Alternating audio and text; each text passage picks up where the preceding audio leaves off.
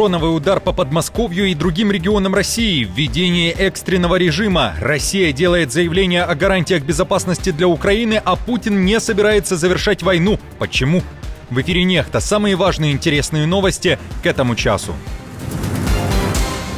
Около 200 дронов в небе. Россия и Украина направили целые стаи ударных БПЛА друг на друга. В Харькове погибшие мирные, в РФ, как заявляют местные, суета. Стратегическое сближение. Спецпредставитель Кремля появился на американском телеканале и озвучил решение Путина. Чего захотели и к чему готовятся? Детали резонансного заявления. ЕС и страны Центральной Азии за одним столом. Илон Маск обсуждает Путина на кухне. Украина призывает оказать давление на Москву, а в Москве экстренный режим. Кто заговорил о проблемах победы? Друзья, всем привет! Буду рад вашему лайку, подписке и репосту. Вы прекрасно знаете, что для нас это очень важно. Оставляйте также свои комментарии и спасибо вам за обратную связь. Об актуальных и важных событиях прямо сейчас начинаю. РФ совершила массированный удар по Харькову. Часть из 78 дронов, которая летела с территории России, была направлена на этот город. Там до сих пор ликвидируют последствия удара. Минимум 5 человек погибло, более 3 десятков пострадало. Жилые дома стали мишенью армии Путина. Покажите, пожалуйста. Покажите. Все в порядке. Черт.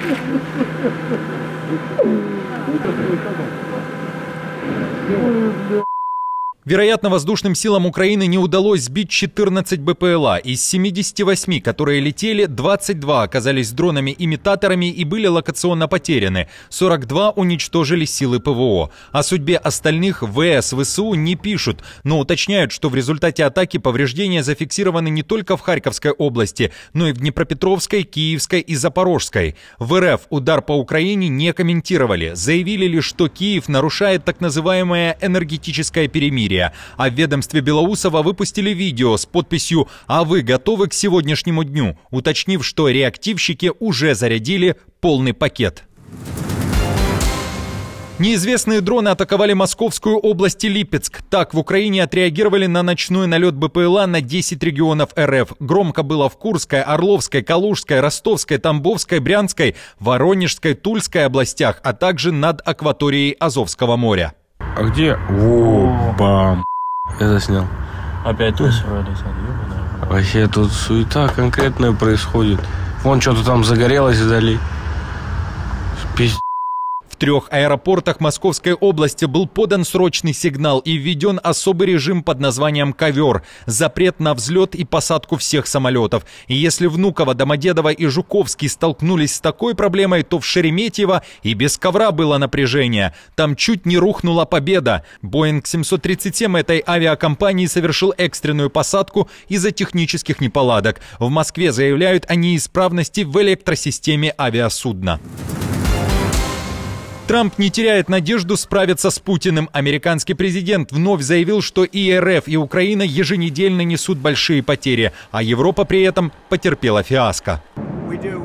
Мы хотели бы, чтобы это прекратилось как можно скорее, потому что в неделю убивают тысячи людей, солдат. И это как украинские, так и российские солдаты. И они теряют 2000, 3000, иногда больше за неделю. Так что мы, знаете ли, возглавляем усилия, чтобы это завершить. Европа не добилась успеха в общении с президентом Путиным, но я думаю, что у меня все получится. Эти слова Трампа прозвучали тогда, когда в США с визитом был спецпредставитель Путина Дмитриев, а тот уже заявил о значимом прогрессе по прекращению огня, а также дал понять, что США и РФ сближаются. Обсуждается вопрос восстановления прямого авиасообщения. Америка может зайти на российский рынок. Вашингтон и Москва говорят о сотрудничестве в Арктике. Дали Дмитриеву даже слово в эфире американского телеканала Fox News. Позиция Кремля неизменна. Украину не должны взять в НАТО, а с другими гарантиями безопасности для Киева Москва может согласиться. Но я считаю, что вступление Украины в НАТО, как сказал наш президент, совершенно невозможно. И это, я думаю, широко признано, в том числе администрацией Трампа. Знаете, некоторые гарантии безопасности в той или иной форме могут быть приемлемы.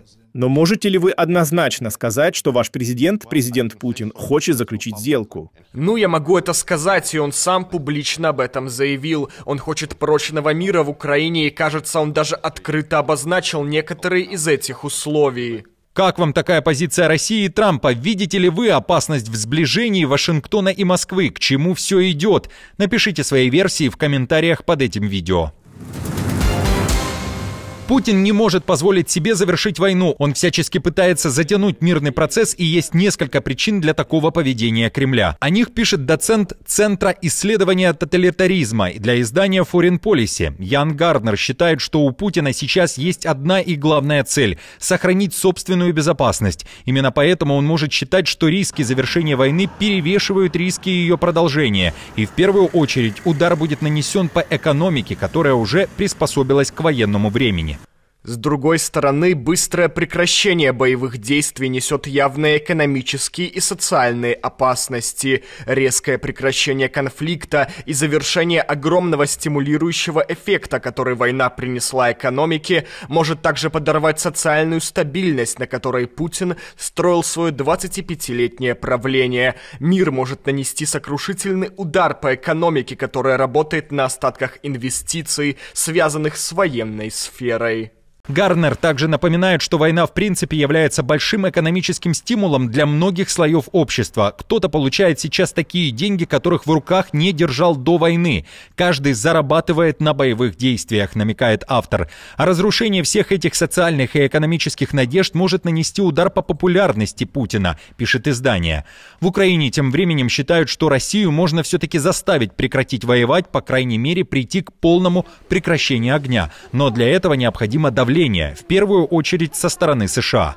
А вот что касается России, то, конечно же, без принуждения ничего не будет, и президент здесь абсолютно прав. Что такое принуждение? Это либо жесткое санкционное давление, то есть ограничение доступа России к глобальным финансовым рынкам, но не в плане там системы SWIFT, я имею в виду, чтобы они не зарабатывали деньги. Со стороны США вы имеете в виду? Конечно. А в США тем временем восхищаются Путиным, в частности, семья Илона Маска, который является одним из важных членов команды Трампа. Отец миллиардера Эрл Маск в интервью BBC признался в том, что думает Илон Маск о том человеке, который сидит в Кремле вот уже более 20 лет. Я думаю, как семья, мы определенно немного восхищаемся господином Путиным. Было бы глупо не восхищаться, потому что он всегда спокоен. Я слушаю его речи, он говорит логичные вещи. Если оценивать его как мужчина-мужчину, я не говорю об отношениях между странами и тому подобном, а просто как мужчина-мужчину, очень трудно не испытывать восхищения по отношению к господину Путину. Это вам Илон так сказал? Да мы все так думаем. Латвия ужесточает правила въезда для граждан третьих стран. Теперь под микроскопом все, даже служба в армии. Уже с 1 сентября люди, не имеющие латвийской визы или ВНЖ, должны будут заранее подавать полную информацию о себе и своих связях. Иначе в Латвию не пустят. За 48 часов до предположительного въезда необходимо будет сообщить погранорганам Латвии цель поездки, маршрут и место проживания, контактные данные, занимал ли ты или твои родственники выборные или госдолжности, служил ли кто-то из вас в армии, полиции, спецслужбах или дипкорпусе.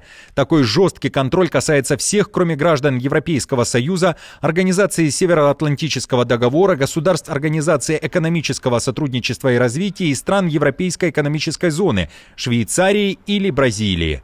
В Риге уверены, Лукашенко и Путин, а точнее их силовики, могут использовать граждан так называемых дружественных стран в целях шпионажа, и Латвия не хочет повторять за другими странами ЕС, которые смотрят на риски сквозь пальцы. Иностранцы, которым Латвия выдала вид на жительство, проверены. Однако, учитывая разное понимание рисков и толерантность в странах Евросоюза и Шенгенского соглашения, граждане России и Беларуси имеют возможности получить эти документы и свободно передвигаться по шенгенской зоне. Например, Венгрия не применяет проверки безопасности к гражданам этих стран. Исторический саммит в Самарканде. ЕС и Центральная Азия выходят на новый уровень. Впервые в истории Евросоюз и все 5 стран Центральной Азии собрались за одним столом. На саммит в Самарканде прибыли лидеры Казахстана, Кыргызстана, Таджикистана, Туркменистана и Узбекистана, а также глава Еврокомиссии Урсула фон дер Ляйен и председатель Евросовета Антонио Кошта. Цель – перезагрузить отношения. И речь не о формальностях. ЕС рассматривает возможность инвестировать в зеленую энергетику, цифровизацию и агросектор. Обсуждаются логистика и наука. Особое внимание климату. Саммит проходит параллельно с Международным климатическим форумом. Президент Узбекистана Мирзиёев, открывая саммит, назвал его новой главой стратегического партнерства. В Брюсселе прямо говорят, регион стал геополитически ключевым, и ЕС намерен быть активным игроком, особенно на фоне глобальной конкуренции за влияние и ресурсы. Я надеюсь, что в течение года мы подпишем в Брюсселе соглашение о расширенном партнерстве и сотрудничестве, которое станет итогом наших переговоров в эти дни. А в Эквадоре другая борьба и историческое событие. 170 гигантских черепах на Галапагосских островах были выпущены на свободу. Это их первый опыт жизни в дикой природе, так как выращены были в неволе в центре разведения на самом крупном острове Исабела. Теперь черепахам предстоит интегрироваться в экосистему. Перед тем, как почувствовать свободу, пресмыкающиеся должны были достичь возраста 4-5 лет, весить не менее 2 килограммов, а также быть не менее 30 сантиметров. Кроме того, прошли карантин и осмотр ветеринаров.